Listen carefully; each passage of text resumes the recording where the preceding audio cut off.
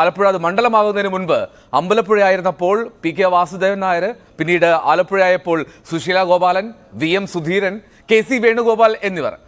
RSPയുടെ K ബാലകൃഷ്ണനും അന്ന് CPMലായിരുന്ന TJ ആഞ്ചലോസുമെല്ലാം ഇവിടെ ജയിച്ചിട്ടുണ്ട്. രാജീവ് വധത്തിന് ശേഷം രാജ്യമാകെ അലയടിച്ച കോൺഗ്രസ് തരംഗത്തിലും ജയിച്ചുകൊണ്ടാണ് ട്രെൻഡിനെതിരെ നീന്തി ആഞ്ചലോസ് 1991 ഡൽഹിയിലേക്ക് പോയത്. സുധീരൻ എന്ന വമ്പനെ വീഴ്ത്തിയ ഡോക്ടർ KS മനോജും ആലപ്പുഴയുടെ MP ആയിരുന്നിട്ടുണ്ട്. ഇതിനു മുൻപ് 2 വട്ടമാണ് KC വേണുഗോപാൽ ആലപ്പുഴയുടെ MP ആയത്. 2009-ലും 2014-ലും. 2019-ൽ ദേശീയ രാഷ്ട്രീയത്തിലെ തിരക്കു കാരണം മത്സരിച്ചില്ല. ഇക്കുറി ജയിച്ചാൽ അത് ഹാട്രിക് ആകും. കഴിഞ്ഞ തവണ 17% BJP സ്ഥാനാർത്ഥിയായിരുന്ന ഡോക്ടർ KS രാധാകൃഷ്ണനോട് നേടിയത്. ഇക്കുറി ശോഭാ സുരേന്ദ്രനെ കളത്തിലിറക്കി മികച്ച പ്രകടനം തന്നെയാണ് BJP ലക്ഷ്യമിടുന്നത്. മണ്ഡലത്തിൽ ദേശീയ ശ്രദ്ധ ആകർഷിക്കുന്ന പോരാട്ടമാണ് ആലപ്പുഴയിൽ ഇത്തവണ നടക്കാൻ പോകുന്നത്. KC വേണുഗോപാലും AM ആരിഫും ശോഭാ സുരേന്ദ്രനും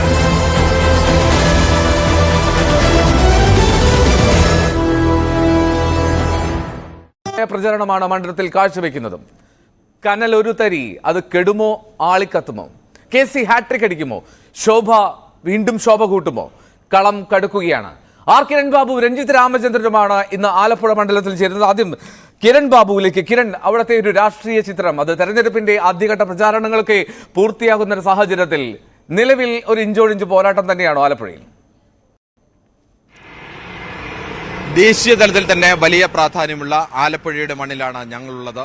കടുത്ത പോരാട്ടം തന്നെയാണ് ഇവിടെ നടക്കുന്നത്. പ്രധാനമായും സിറ്റിംഗ് MP AM ആരിഫിൽ നിന്ന് ഈ ആലപ്പുഴ തിരിച്ചുപിടിക്കാൻ വേണ്ടി കോൺഗ്രസിന്റെ ജനറൽ സെക്രട്ടറി, സംഘടനാകാര്യ ചുമതലയുള്ള നേതാവ് KC വേണുഗോപാൽ തന്നെ എത്തിയതോടെയാണ് ആലപ്പുഴയിൽ മത്സരം കടുത്തത്. ഒപ്പം BJPയിൽ നിന്ന് ശോഭാ സുരേന്ദ്രൻ കൂടി ഈ മത്സരരംഗത്തേക്ക് വരുന്നുണ്ട്. എന്തായാലും വളരെ വലിയ പോരാട്ടമാണ് നടക്കുന്നത്. 2 മുൻ MPമാരാണ് നേരിട്ട് മത്സരിക്കുന്നത്.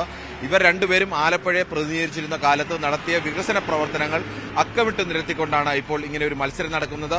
ആരാണ് അവകാശവാദം എന്നത്, പല പദ്ധതികളെ സംബന്ധിച്ചും അവകാശവാദം, ഇതിൽ ആർക്കാണ് കൂടുതൽ അവകാശമുള്ളത് അതിനെ ചൊല്ലിയുള്ള വലിയ തർക്കങ്ങൾ നടക്കുന്നുണ്ട്. ആലപ്പുഴയിലെ ബൈപ്പാസ് മുതൽ ആലപ്പുഴയിലെ വൈറോളജി ഇൻസ്റ്റിറ്റ്യൂട്ട് വരെയുള്ള പല പദ്ധതികളെ സംബന്ധിച്ചും ഇരു MPമാരും തമ്മിലുള്ള വലിയ തർക്കം നടക്കുന്നു. അതോടൊപ്പം തന്നെ ന്യൂനപക്ഷ വിഭാഗങ്ങളിൽ ഒരു വലിയ ഏകീകരണം ഉണ്ടാകും എന്നുള്ളൊരു പ്രതീക്ഷ സ്വാഭാവികമായും ഇടതുപക്ഷത്തിനുണ്ട്. എന്നാൽ ഇതിനെ മറികടക്കാൻ KC വേണുഗോപാലിന്റെ ജനപ്രീതിക്ക് കഴിയും, അല്ലെങ്കിൽ എല്ലാ വിഭാഗം ആളുകളുമായി ബന്ധമുള്ള ആളാണ് എന്നുള്ളൊരു പ്രതീക്ഷയിലാണ് കോൺഗ്രസ് നിൽക്കുന്നത്. കോൺഗ്രസിനെ സംബന്ധിച്ച് ഇത് അഭിമാന പോരാട്ടമാണ്.